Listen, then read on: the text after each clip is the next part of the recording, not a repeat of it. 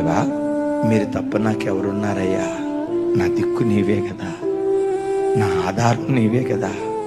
నీవున్నావని ధైర్యంతోనే కదయ్యా నేను బ్రతుకుతుంది. నువ్వు ముఖం చాటిస్తే నేను ఎట్లా బ్రతకగలనయ్యా? నా ప్రార్థనకు నువ్వు జవాబు ఇవ్వకపోతే ఎలా ఈ భూమి మీద నేను మనగలనయ్యా? నిన్నొక్కడిని ఆధారం చేసుకుని బ్రతుకుతున్నా.